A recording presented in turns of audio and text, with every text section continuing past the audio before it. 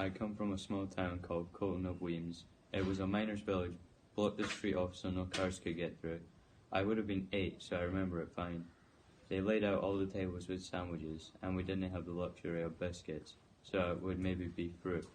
Even then, we had all our flags and music and dancing, eating our lovely wee sandwiches.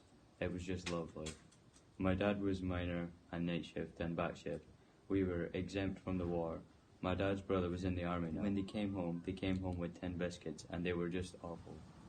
My dad was in the ARP during the war, and he had duties. Whatever the ARP did, checked on the houses for blackouts and little things like that. When I was wee, 8, we stayed on Wellesley Road, and we were up the stairs and could see right out the window, and it was black with convoys from all different countries. Aircraft carriers, submarines, destroyers, all sorts. The fourth air was black with ships, navy and all that. One night I was woken up and there was a German bomber coming up the Forth towards the Vale Bridge. I heard the talking about it, and when you saw the bridge, there was a train on the bridge at the time, and everyone was scared they would bomb the train. But the pilot didn't bomb the bridge. That's what I heard. The noise of it was deafening. Because it was low and it came up and we were facing over the path of it, and we seen the whole lot.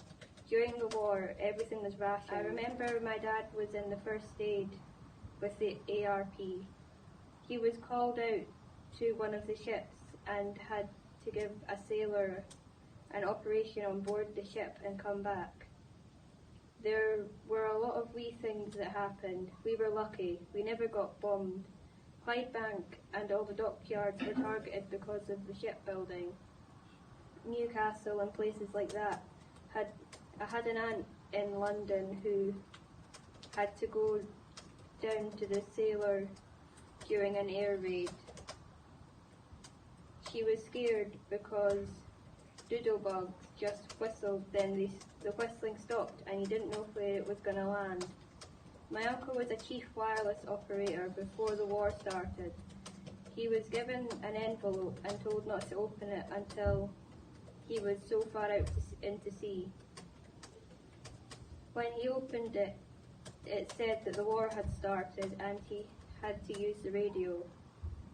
He had to stay there, no one in or out, secret messages, He wasn't allowed to come out.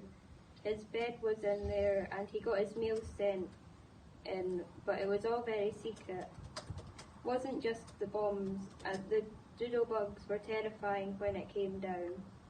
It cut out before it landed, so nobody knew where it landed.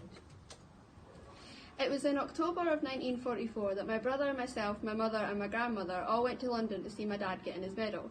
He was awarded it in 1942, but he didn't get it until 1944. During the wartime, you saw the ones that stayed in London were never in their houses. All their belongings were in the underground stations because they didn't want to stay in their houses in case they were bombed. The buzz bombs came across, you heard the noise, and when it suddenly stopped, you knew to get away because that's when it dropped. I was never in a shelter.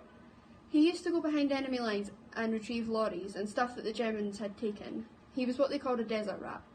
The only thing I hated was having to be on rations for everything. Well, we weren't just so bad because my granddad had a garden, so we never went without. But if you wanted corned beef, you stood at the back of the queue so no one would see you because corned beef was cheap at the time and you didn't want everybody to know that you were poor.